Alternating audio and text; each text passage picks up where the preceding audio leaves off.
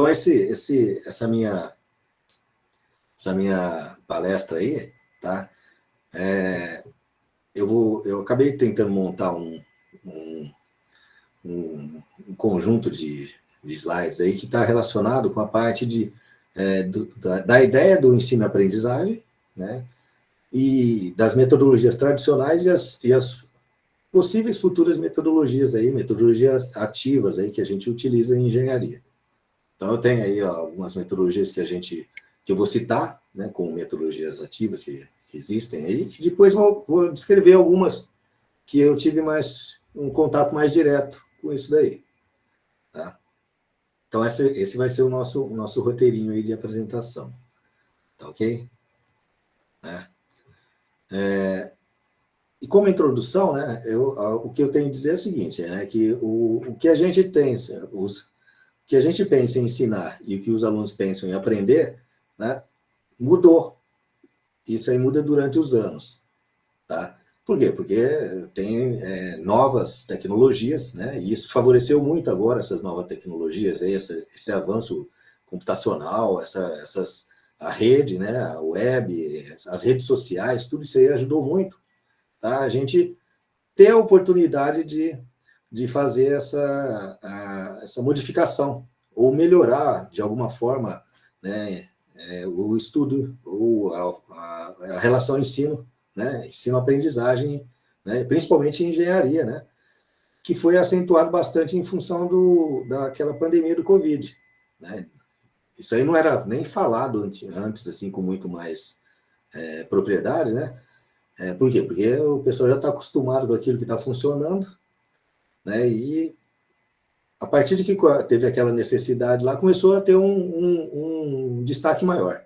É isso que a gente viu e a gente observou também em função da quantidade de meios disponíveis tecnológicos para a gente poder fazer um acesso diferente com o discente, né? Que são vocês, os estudantes aí. Fora isso aí, a gente tem certeza absoluta, né, que cada geração de alunos, né, que está entrando na universidade, tá, eles têm uma metodologia, um pensamento diferente. Tá? Então, sempre, né, o professor tem que observar que muda, né, o modus operandi do discente. Sempre tem que observar, né, que agora ele tem um pensamento diferente, ele é mais digital, normalmente, né, e, né, uma das ideias que a gente está vendo aí, a gente tem observado bastante aí, tá? Essa necessidade de buscar um resultado imediato que vocês, estudantes, têm em relação à vida como um todo, né? E uma das coisas que tem se observado muito aí, e e isso já tem observado faz tempo, inclusive eu tenho 3 filhos que estão em idade de universidade aí, tá? Que o pessoal quer fazer um monte de coisa ao mesmo tempo. O que acontece com vocês aí, quando vocês entram na faculdade, vocês querem, né, o normal seria estudar e participar das festas, né? Mas além de estudar e participar das festas, vocês querem participar do centro acadêmico, quer participar da atlética, quer fazer iniciação científica, logo que entra, já quer fazer um monte de coisa. Então, eu acho que é multitarefa. Isso desvia um pouco, né, a concentração quando a gente trabalha com diretamente com alguma coisa que é o foco principal, por exemplo, né, o estudo daquela disciplina. Então, você já deve ter percebido que chegou um ponto aí que vocês vão ter que largar alguma coisa em função de outra, né, e elencar as prioridades para poderem trabalhar. Tá? Então, essa daqui essa é uma visão do que a tecnologia está fazendo e a mudança de geração dos alunos, ou do que a gente pretende, nós professores pretendemos colher como discentes, né, na universidade. Tá? Mas isso tudo, embora a gente está vendo isso aí de uma forma bem contundente, aí a gente observa a atuação de vocês nas disciplinas, na faculdade, né, na parte social, tá? Para que a gente implemente alguma coisa, o docente também tem que ter essa mudança. Tá? Então, o que a gente observa? Observa que os docentes eles têm que também se adaptar, né, às tecnologias que é uma das primeiras coisas que a gente tem, e ao estudante novo. Então, esse é o nosso paradigma, tá? Do uso dessas metodologias, ou de como a gente fazer isso aí, melhorar, né, essa relação ensino-aprendizagem, aprendizagem de professor e estudante, né? No caso de vocês aí. Então, o docente também tem que ter essa proatividade aí, tá?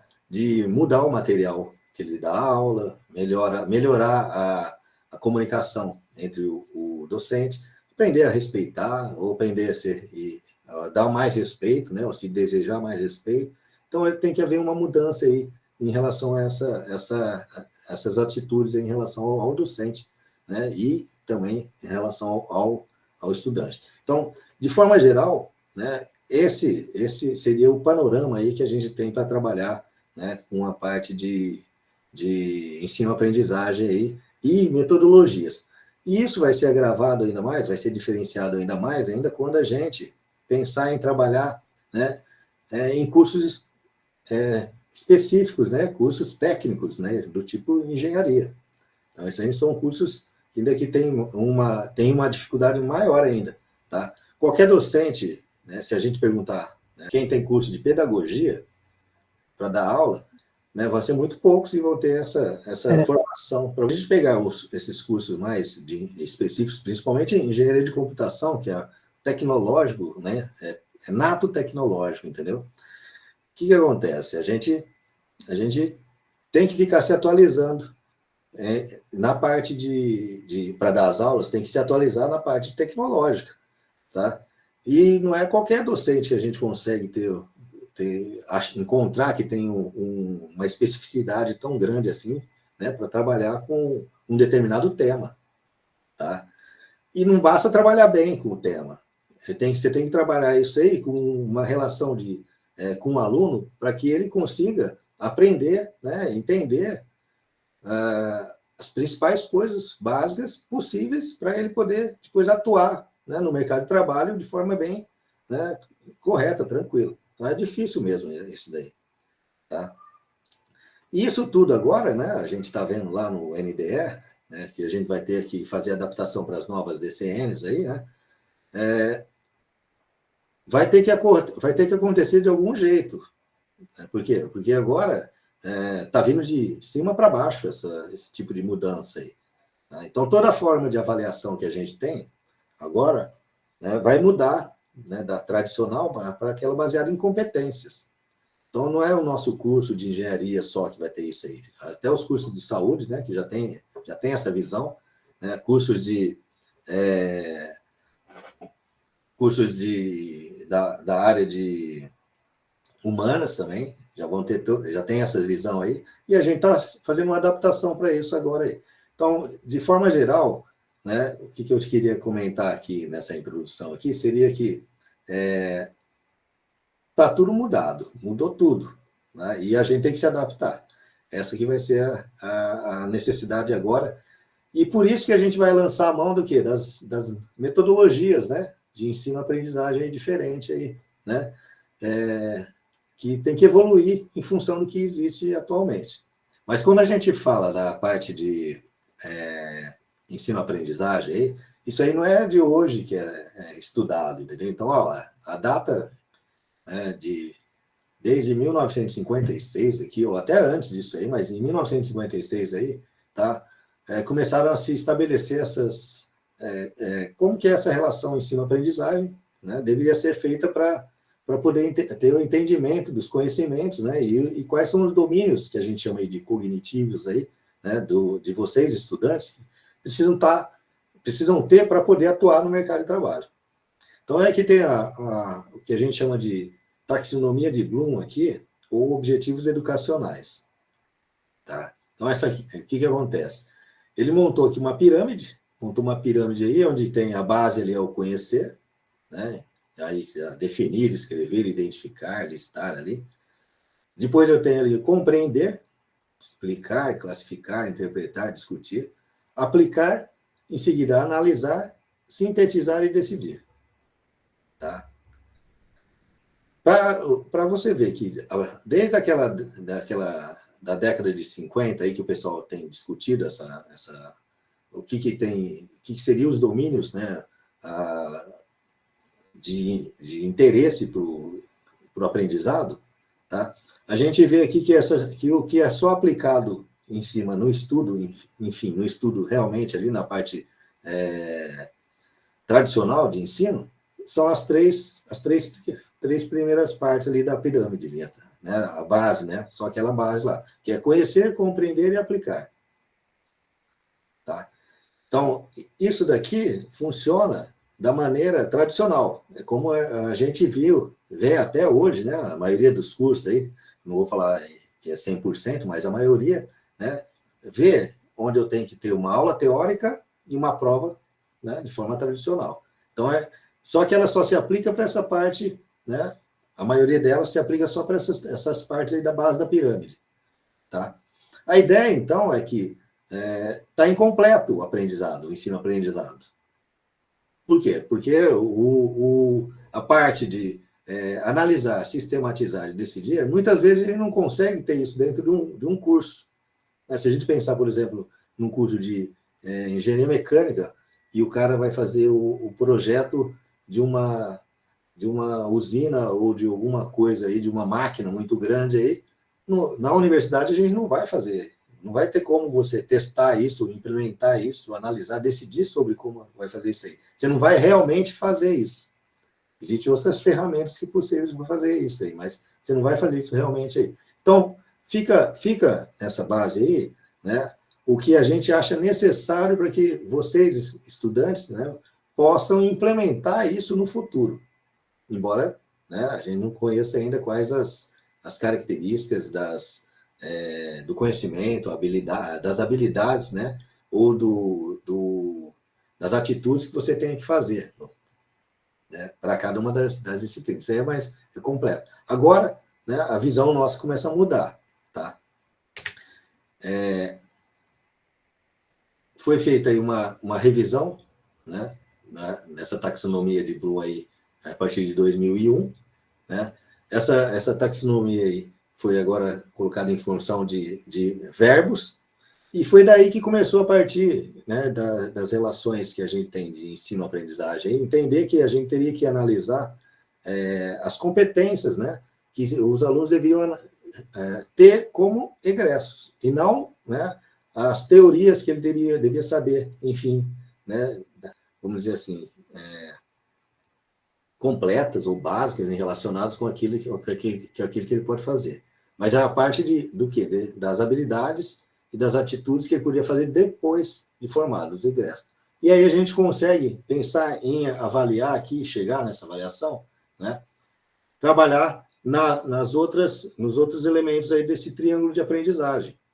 Então, por exemplo, se eu pegar nesse triângulo de aprendizagem aí e verificar, né, até o que é feito em função das nossas aulas tradicionais, aí eu vou estar aqui na parte de palestras, leituras, o audiovisual, tá? Sendo que a parte de aprendizagens, a parte de aprendizagem que seria relacionada com a ponta dessa pirâmide aqui, ó, analisar, avaliar e criar aqui, ó, estaria, né, focando aqui mais para a aprendizagem ativa, ou aprendizagem que seria ter uma dinâmica diferente daquela aprendizagem tradicional que a gente tem.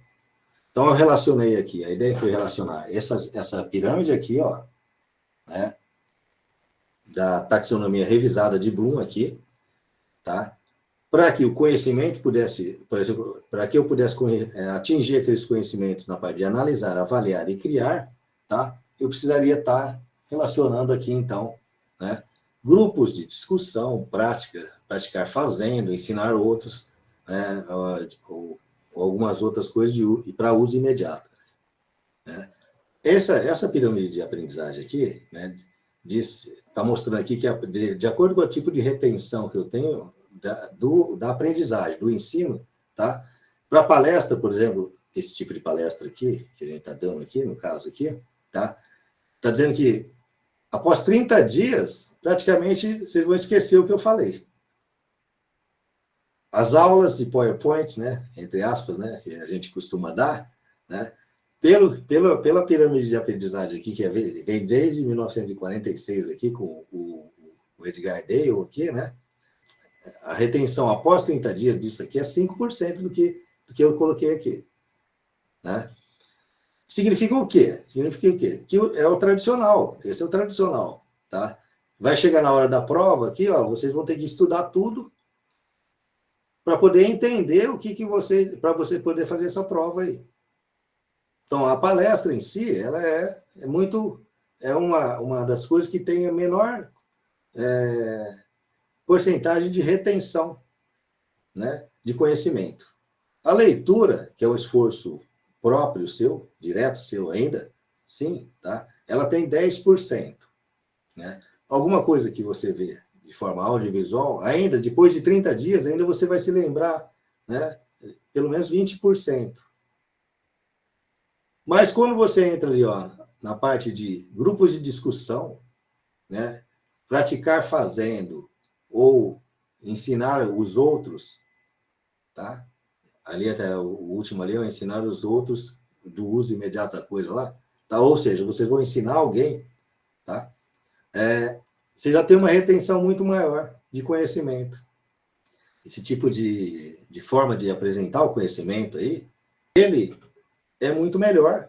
Por quê? Porque ele vai te fornecer uma retenção muito maior do que você está tentando passar, né, para o aluno. Tá?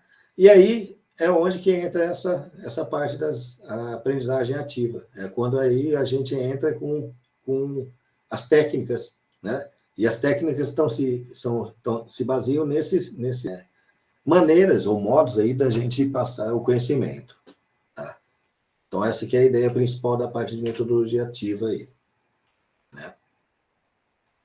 Se a gente for, então, olhar uma visão tradicional, né, e uma que a gente coloca aqui de visão emancipatória aí, né, do que poderia ser, né, em relação às características de aprendizagem, aí, ó, a gente vai ver a relação professor-aluno aí, na parte tradicional, né, como sendo aqui, ó, né, onde a gente vê o professor como centro das atenções. Mas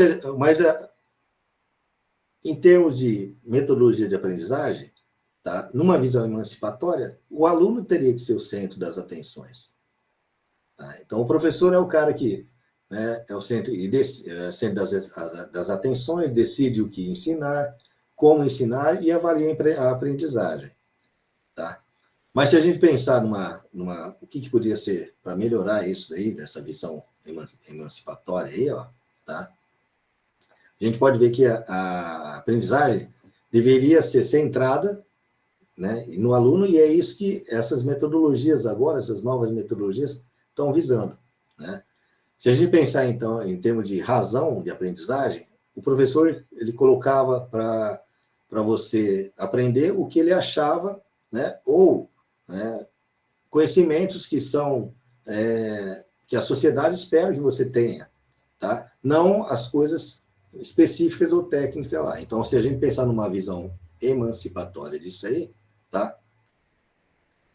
As pessoas deveriam aprender, né, o que realmente precisam saber para poder trabalhar efetivamente no mercado de trabalho, entendeu? Então, ela tem uma vida prática, uma vida real, tá? Nesse caso, aí, olhando a experiência do aluno, né, na visão tradicional, o ensino é didático, padronizado e a experiência do aluno tem pouco valor. E na visão emancipatória, tá, embora o discente ele tenha pouca experiência de vida em relação ao professor, nós falamos que nós professores temos mais idade, ou então tem mais experiência de vida, tá? A pouca experiência que vocês têm como estudantes, ela tem que ser valorizada em função do aprendizado que vocês tiveram com ela. Então, é essa que é a visão. Não que o professor é o cara que tem a razão para todas tem razão em todas as coisas lá, e ele consegue né, te dar uma resposta objetiva e direta de tudo. Tá? Mas, se você basear isso nas experiências que você tem, você faz uma analogia, e aí a gente consegue fazer com que vocês, alunos aí, tá, retenham mais conhecimento em função disso. essa que é a ideia dessa visão mais emancipatória que está aí.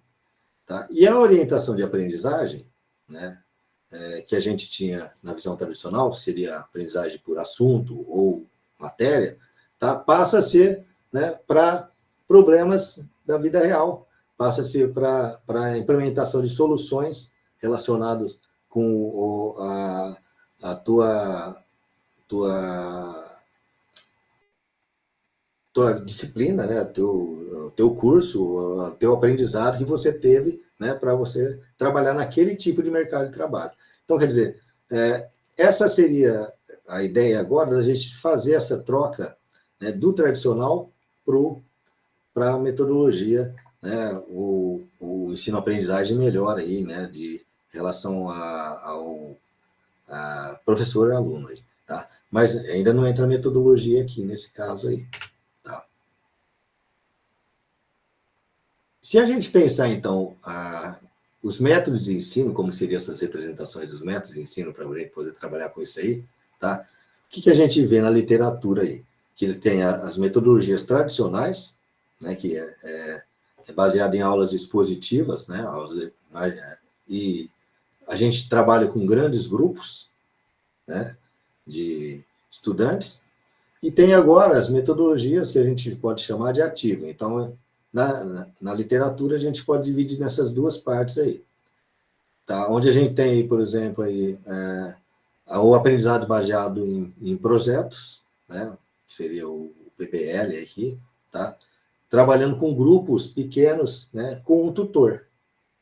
Né? Esse tutor poderia ser até um professor, mas no caso não tem necessidade de ser professor.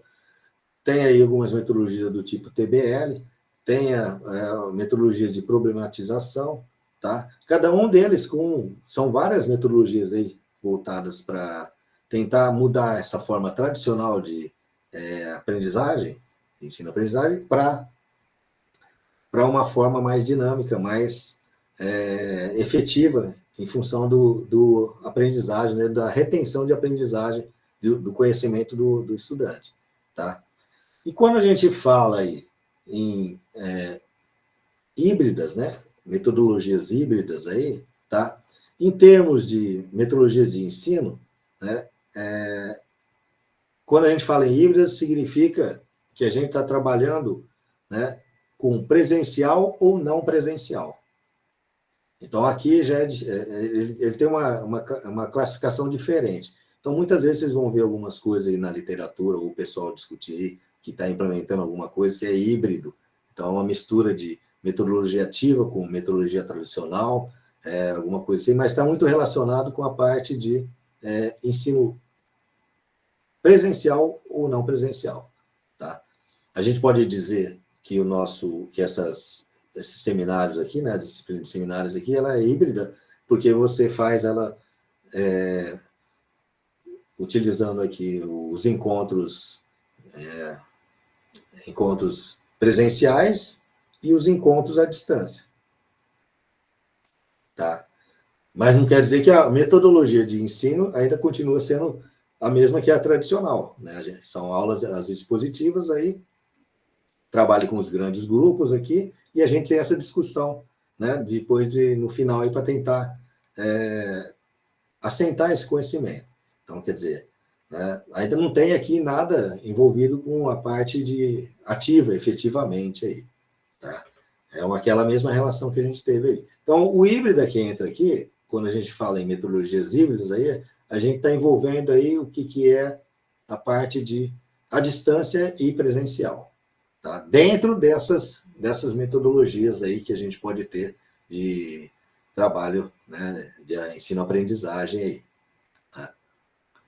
Então, nas metodologias ativas, né, diferente dessa parte tradicional aí, né, o professor, então, agora, ele vai ter um papel de mediador.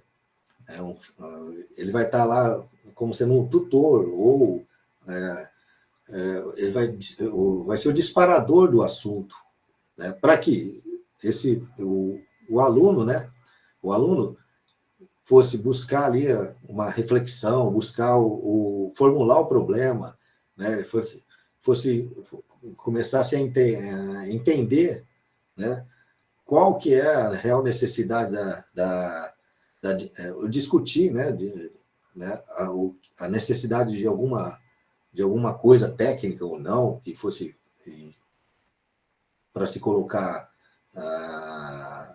para resolver aquele problema que foi disparado pelo professor, ou que foi feito lá, e esse professor vai fazer só uma intervenção de forma a conduzir o trabalho seguindo uma linha que seja, vamos dizer assim, uma linha que seja mais... uma linha que seja coerente em relação a achar a solução. Tá?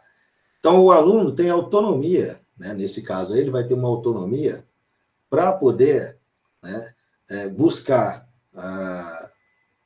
as informações necessárias, ou seja, né, em qualquer meio de informação, tipo internet, livros, né, fazer a discussão em equipe entre os próprios alunos, seja em pequenos grupos e depois seja em grupos maiores depois, e tentar avaliar isso tudo para chegar em uma determinada solução. Então, o aluno passa a ser o centro, né, o centro da coisa, passa a ter um protagonismo de que ele que tem que resolver e ele que tem que ter a proatividade para poder, né, buscar esse conhecimento aí. E o professor não, o professor vai ficar só direcionando isso aí de uma forma, né, mais coerente ali, vamos dizer assim, reunindo ali, direcionando ele para ele não se perder ou não divagar para alguns assuntos ou outros assuntos ali. Mas aí chegando e culminando na solução, tá? Essa seria, então, né, quando a gente fala das metodologias ativas aí, que seria o foco do da nossa busca aí para melhorar o ensino, né, aprendizagem professor-aluno aí, né, ou de uma determinada especificidade aí de curso aí, tá? Seria, então, né, a gente ter, né, uma metodologia que é baseada na autonomia do estudante, tá? Ou seja, ele vai ter que ele mesmo vai ter que gerenciar os estudos, né? Ele vai ter que se governar, né, no processo da sua formação, tá? Então, por isso que eu estava comentando com vocês na introdução lá, sobre como que o aluno deveria estar, qual a atitude do aluno em relação, tá, à sua própria formação. Então, ele tem que entender que ele está fazendo um curso porque ele tem uma necessidade de aprender alguma coisa, ou ele gosta, tá? Ou ele tem necessidade de aprender aquilo. Então, ele que tem que ter o esforço de entender e de aprender, né? Junto, né?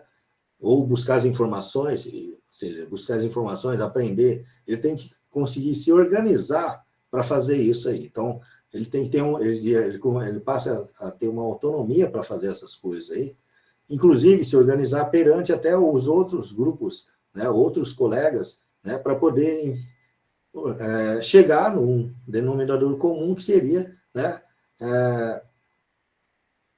conduzir ou governar seu aprendizado aí. Tá? Então, ali tem essa frase ali, que o ensinar leva em consideração que o estudante é um ser que constrói sua própria história.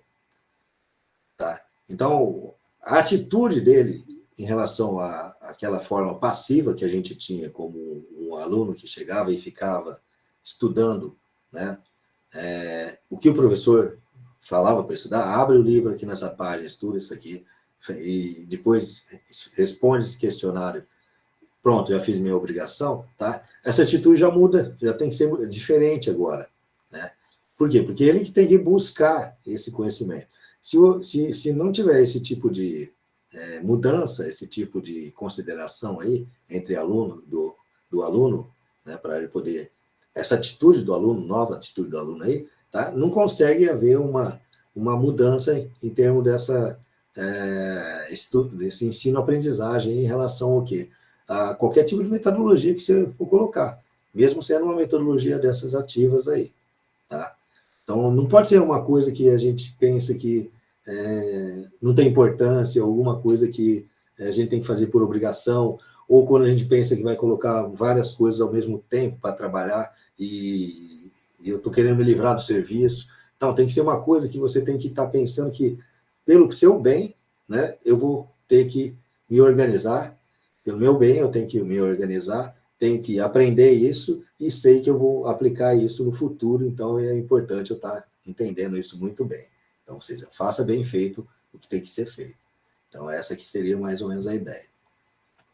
Então, em termos de metodologias ativas, né, e metodologias tradicionais, a mudança vai ser baseada, então, no comportamento, tanto do professor quanto do aluno, mas principalmente do aluno, tá? O comportamento do professor, ele pode mudar, ele vai ter essa mudança aí em relação ao quê? Né? A como ele vai preparar isso daí, como que ele vai organizar o conteúdo, né, de forma que o aluno passa a buscar isso aí, né, de uma forma autônoma, né, e tomar esse protagonismo de formação, de gerenciamento do seu conhecimento lá, em relação ao, né, a forma de que vai ser implementada isso. Então, o professor vai ter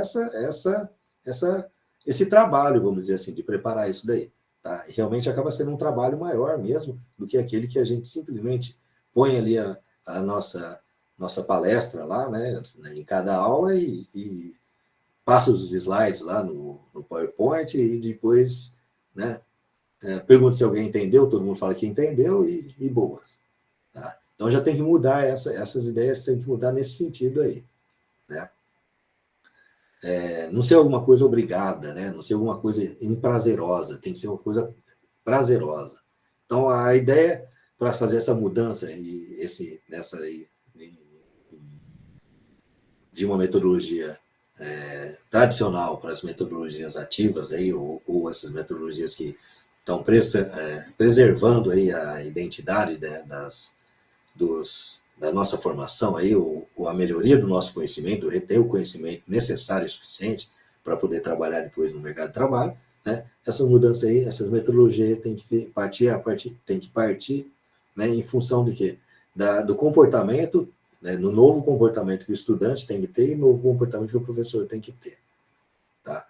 Se a gente pensar nas nossas disciplinas, muitos professores, né, como eu estava comentando agora aí, né, aplicam alguma coisa ou outra dentro da sala de aula lá com vocês, né?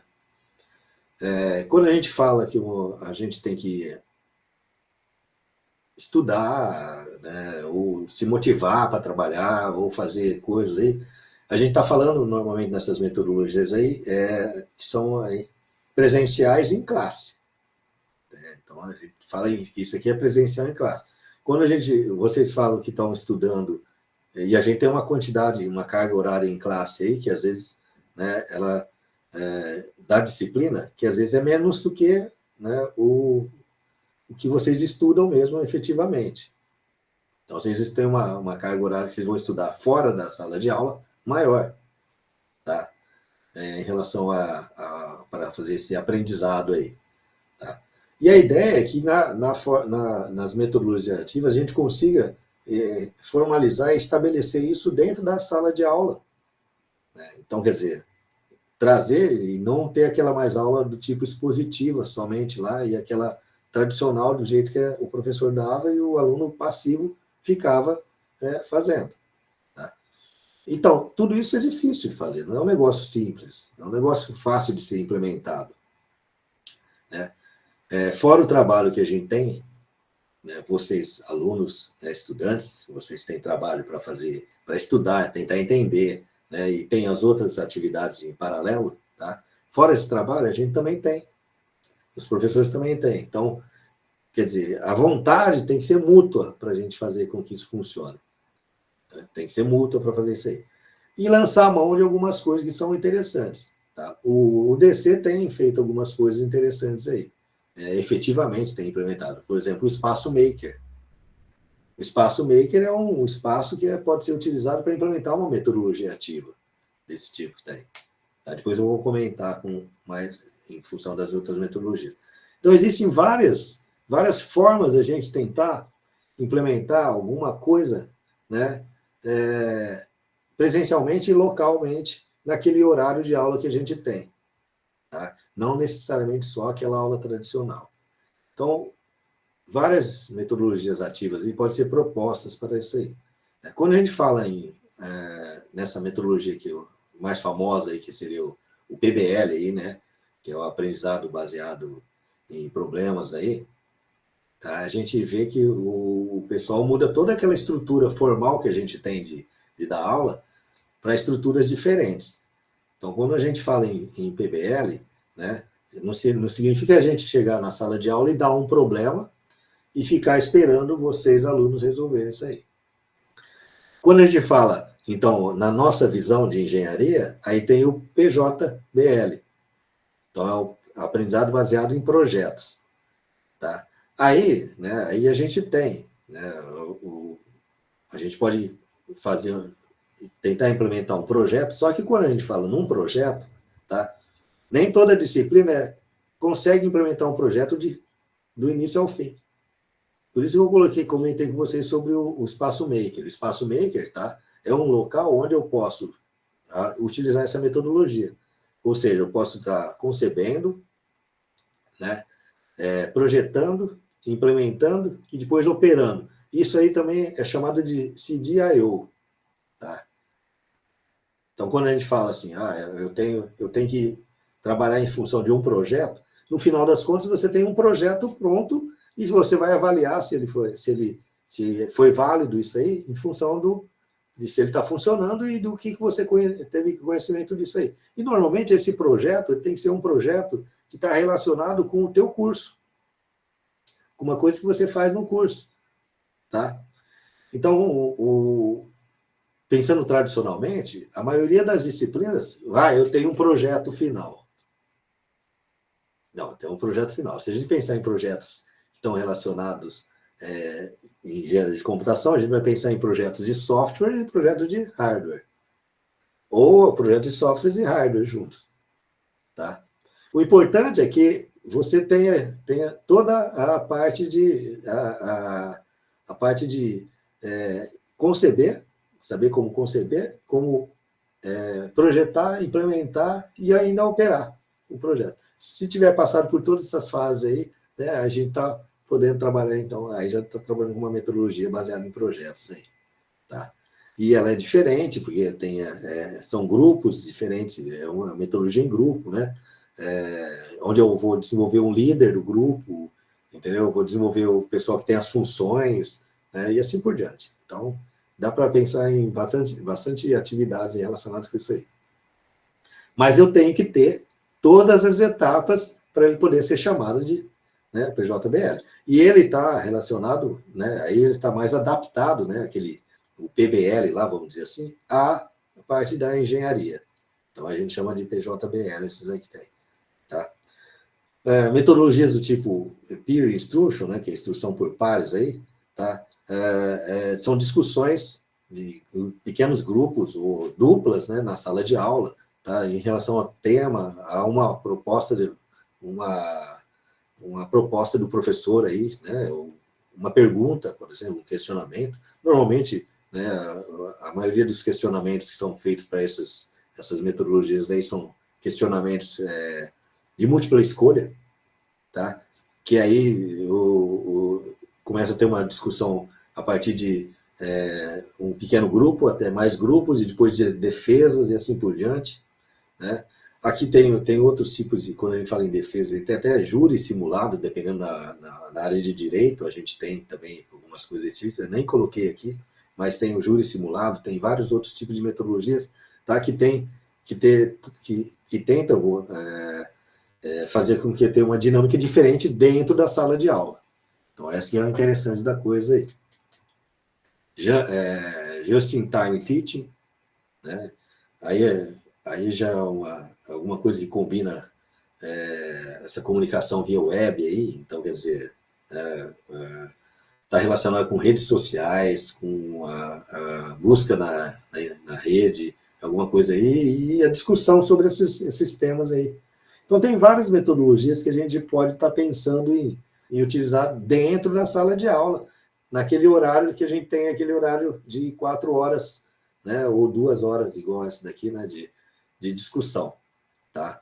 Para que ela seja, para que vocês tenham maior quantidade de aprendizado possível da coisa que está lá, né? Aprendizado baseado em times também é uma das coisas bastante utilizadas aí, e consagradas. Inclusive tem até um site para isso aí, né, que você utiliza como base para trabalhar em grupos, né, e o pessoal utiliza. Então isso tudo instiga, né, dentro da sala de aula, a gente ter um conhecimento mais aderente, né? A gente pegar e entender mais e ter isso aí, né, naquela pirâmide da aprendizagem lá, é um conhecimento que vai durar mais tempo, tá? Se a gente pensar nisso aí. E uma das técnicas mais utilizadas, que eu já utilizei também, tá? É a aprendizagem invertida, né? Então, quer dizer, a sala de aula invertida, né? A SAI, que é a sala de aula invertida.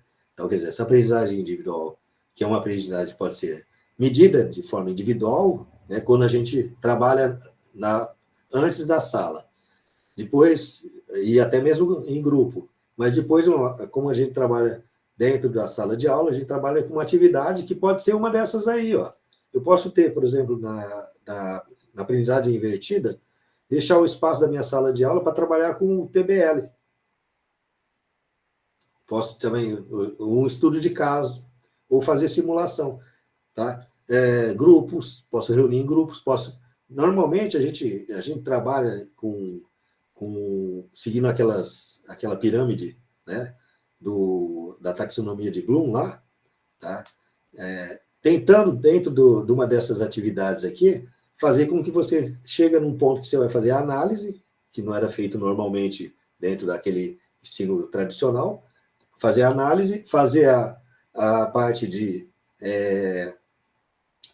simulação, né, de validação, e depois a criação, a síntese, né, que a gente falava, a síntese e a criação. Então, quer dizer, tem como você trabalhar nesses outros pontos da taxonomia de Bloom, que está lá, dentro dessas outras técnicas aqui.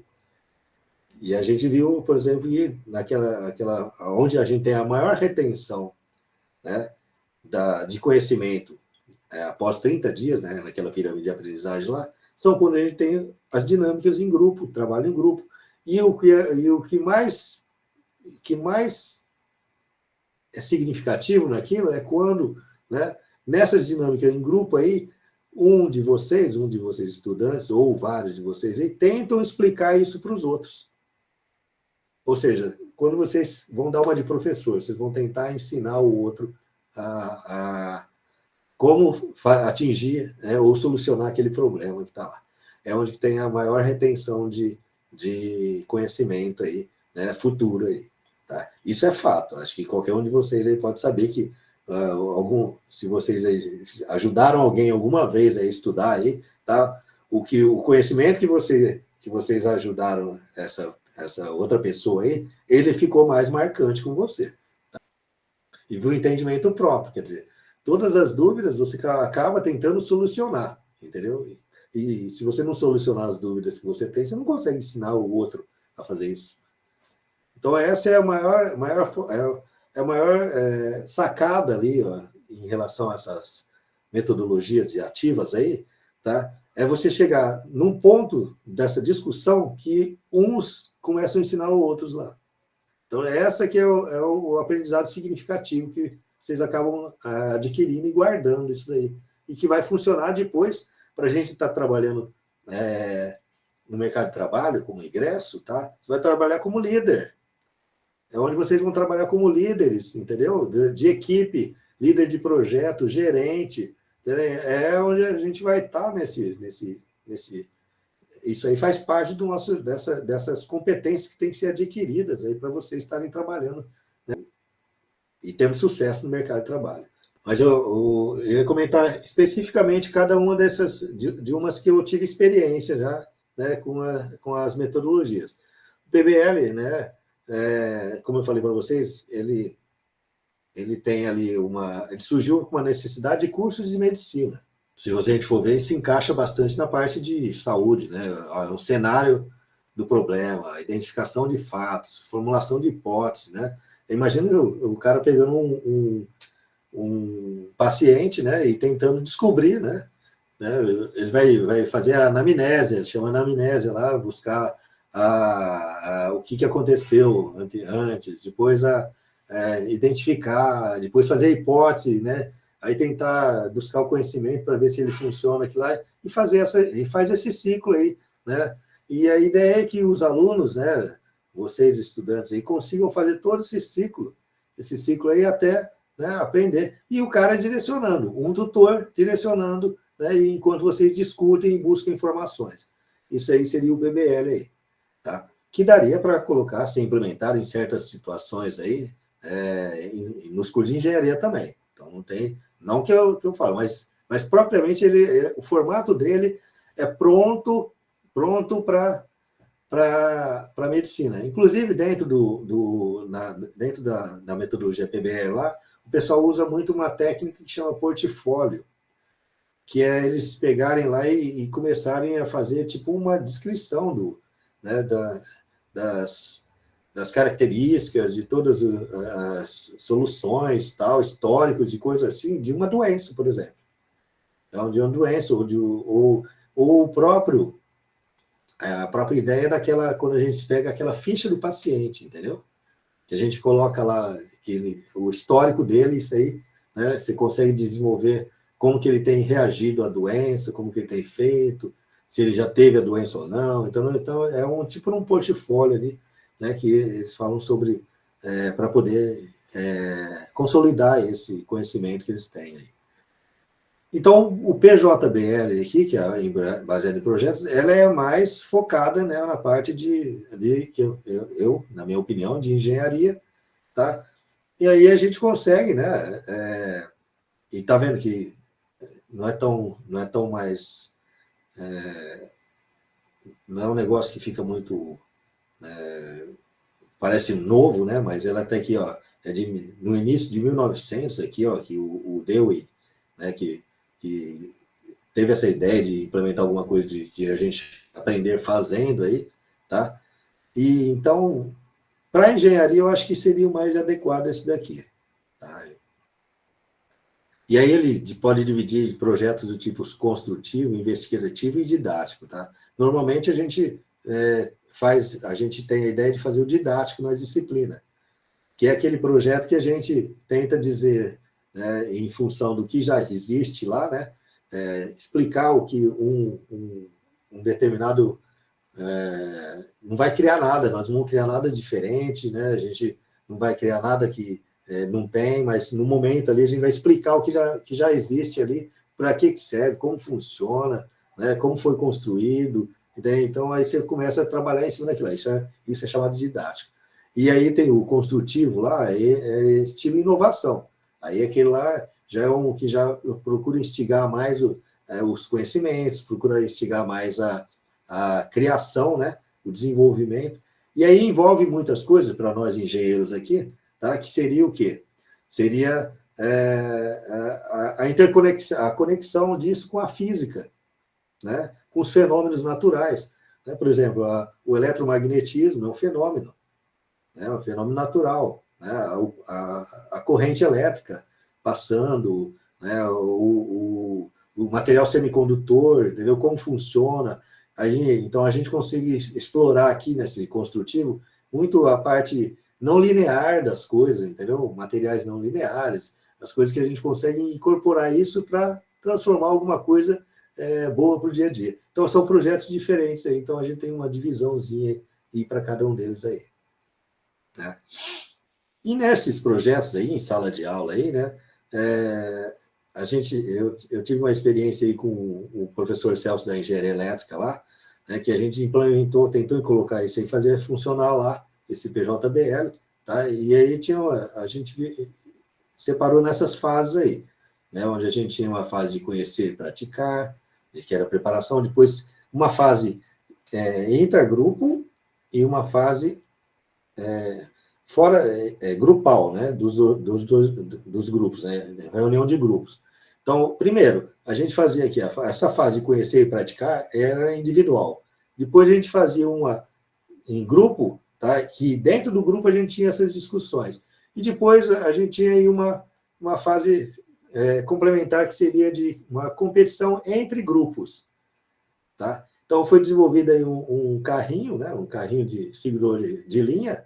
Né? Então, não sei se vocês já viram já aquele... A gente coloca uma fita isolante, né? Com um caminho lá e com sensores, né? De fotoelétricos, aí a gente consegue direcionar o carrinho, e aí a gente faz uma competição para ver quem que atinge o objetivo com maior velocidade, né? Porque está relacionado com um sistema de controle aí, onde a gente liga e desliga, se ele saiu fora, se eu tenho ou não, né? A reflexão ou não ali.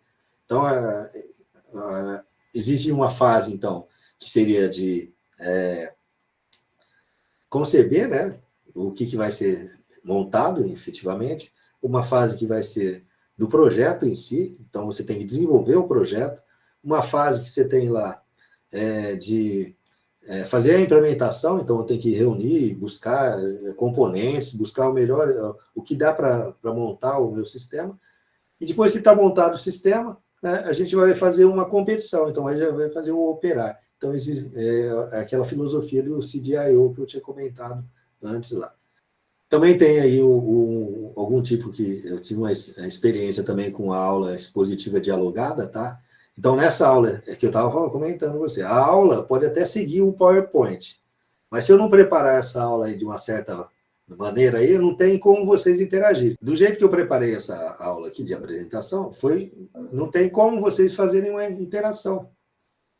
Entendeu? Então, mas eu podia preparar a aula aqui, ó, tá? E deixar aí um momento de problematização, aí abriria para a gente fazer esse momento, tá? A gente teria um passo a passo disso aí, depois fazer uma reflexão, aí discutiria entre pares aqui, por exemplo, durante a aula inteira, tá?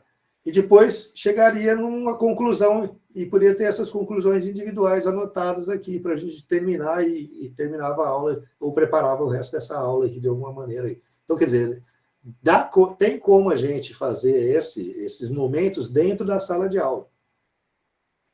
E esses momentos são interessantes, né? Porque é a hora que o estudante desperta, né?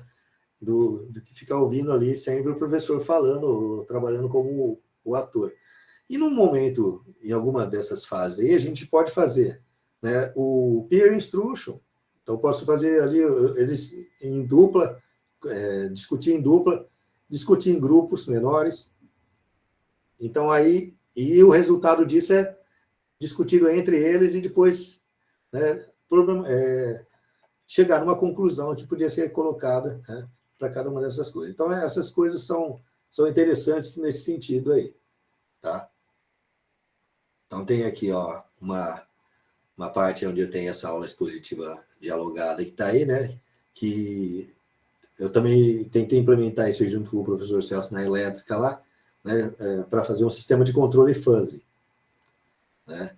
Aí deixava, tinha a etapa da problematização, né, que como que eles vão trabalhar com uma planta desconhecida, né, para fazer o sistema de controle dela, e demais ainda em fuzzy, né, como que a gente tinha que montar, né, a nossa tabela. A implementação dessa aula expositiva dialogada aí, tá com os alunos, né, para fazer essa implementação de um sistema de controle. E essa daqui, uma metodologia, chama pirâmide aqui, snowball aqui, também é interessante porque a gente tem atividades individuais, depois grupais, né, e depois tutoriais. Né? Então, é interessante nesse sentido. Primeiro, a gente, né, trabalha com questionários individuais. Então, ali tem a parte individual dos questionários, né, que seria aqui. Ó. Então, cada um vai preencher alguma coisa ou faz isso individualmente. Depois, passa isso aqui para uma parte em duplas, depois, né, em grupos maiores, né, de 4 elementos, por exemplo. Então, após você fazer isso aí, cada grupo desses aqui, maiores aqui, ó, de 4 elementos, por exemplo, depois vão discutir, né, e defender, né, a posição deles em relação ao conhecimento que eles estavam, ou aquela questão que foi discutida entre eles lá. Né? Isso vai vindo gradativamente, que está lá. Isso tudo tem que ser tudo cadenciado, tem que ser tudo programado. Então, tem uma fase que tem tantos minutos, outra fase que tem... A primeira fase tem 5 minutos, que é o individual. Então, quer dizer, eles anotam ali, ó, as perguntas que são relacionadas. Outra fase que seria a fase 2, aí, por exemplo, em grupo de 2 integrantes. Depois posso ter um grupo de 4 integrantes. E depois posso ter grupos maiores ainda, tá? Só que eu vou ter uma fase final que é chamada de plenária aí. Essa fase plenária, então, aí, ó, todos os representantes vão conversar, né, e tentar relatar as conclusões de cada um do grupo que está lá. Então, essa é uma metodologia bem interessante também, que dá para ser feita, ó, num período de aula normal que a gente tem aí. Né? E o sala de aula invertida, né? A sala de aula invertida aí, tá? Que é uma das mais consagradas aí, né? Voltada da parte de metodologia invertida aí, que tem a ideia da formação híbrida também aí. Então, eu tenho momentos fora da sala de aula, o anterior, é o momento antes, tem um momento durante a sala de aula e tem um momento posterior àquela sala de aula que está lá. Né? Para não ficar me alongando muito aqui, tá? A ideia é que aí o aluno receba o papel de protagonista, tá? E o que a gente faz? A gente, ao invés do professor ficar expondo as coisas na sala de aula, tá? E os alunos olhando passivamente, igual a gente está fazendo aqui, né, as coisas lá, né, a exposição do professor, a gente inverte isso aí com que os alunos trabalhando, né, fora, numa forma onde a gente vai estar buscando conhecimento na internet, por exemplo, em livros, tá? Estudando esses conhecimentos de uma forma individual ou em grupo, tá? Fazendo um pré-teste, uma pré-prova, né? Alguma coisa assim, para ele estar preparado, né? Esse pré-teste é para ele estar preparado no momento em grupo que é dentro da sala de aula. Então, dentro da sala de aula, está vendo que até tem os alunos estão ali nessa primeira visão aqui, ó, eles ficam nas cadeiras deles, nas carteiras. Aqui já muda, né? O professor ele fica como um supervisor aqui, né? E os alunos já estão se reunindo diferente. Então, dá para ver que a postura é diferente, né? Já na própria sala. Então, eu teria que ter algum tipo de posicionamento diferente já para que isso pudesse acontecer aí. Disciplina de lógica digital aí, ó, a gente tinha lá o pré-teste. Então, esse pré-teste era automático, que eles estudavam, né, antes a disciplina, na forma de um vídeo que era apresentado. Né, esse daqui, né, gente? O vídeo que era apresentado lá para vocês estudarem, né? Depois de ter estudado nesse vídeo aí, e nos outros materiais, né, disponíveis aí também, vocês faziam um pré-teste, e esse pré-teste habilitava, né, para você chegar na sala de aula e ter uma atividade. E a atividade que a gente tinha lá é uma atividade em grupo, que era essa atividade aí onde a gente colocava, né, esses questionamentos aí para todo mundo entregar e tal. Mas podia ser qualquer uma dessas atividades que eu listei aí do lado, ó.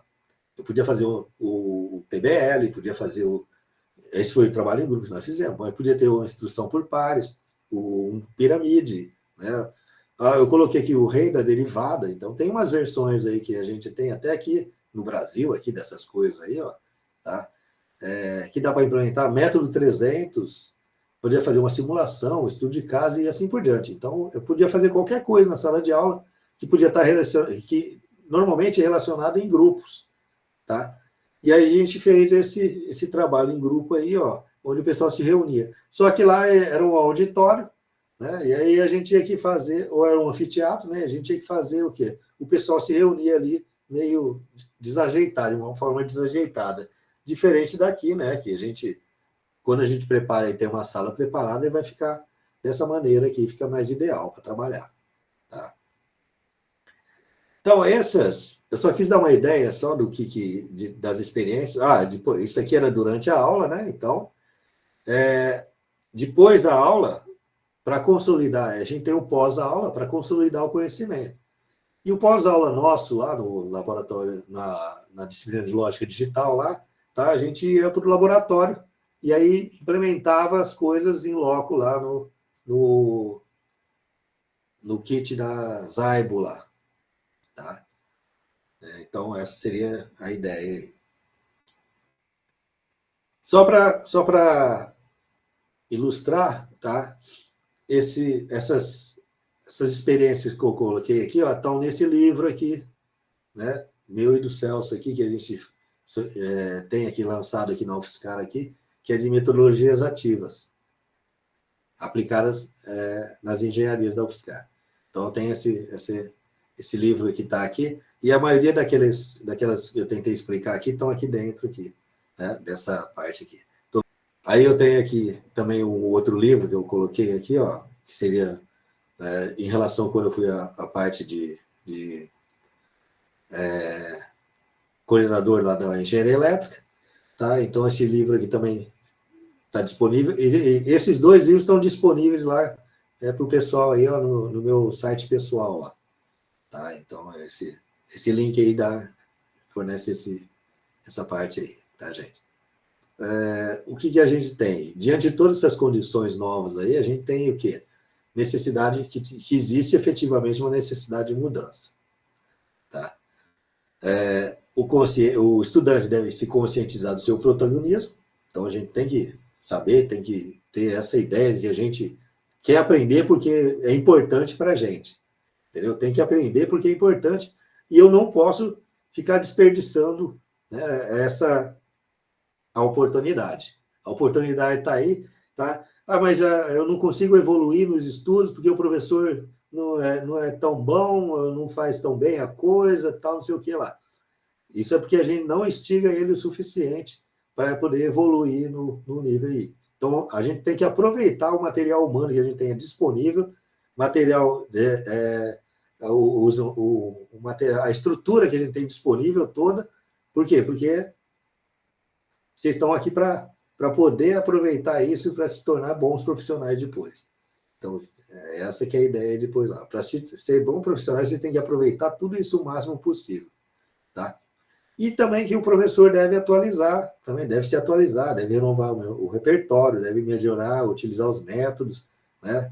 E assim por diante, encarar isso aí, que esse trabalho, que pode ser um trabalho extra, tá? Tem que ser feito. Ele tem que ter esse trabalho extra, né? Para que a melhoria de qualidade, né, da aula dele, do ensino em si, da aprendizagem de vocês, aí vai depender disso também. Então, ele tem que ter essa consciência também. Não é só o aluno, é aquele movimento, né, o aluno e o professor, né, ao mesmo tempo. Tá aí. Esse é o maior paradigma que a gente tem que quebrar aí. Né? A adequação dos projetos pedagógicos está indo para essa nova visão. Tá?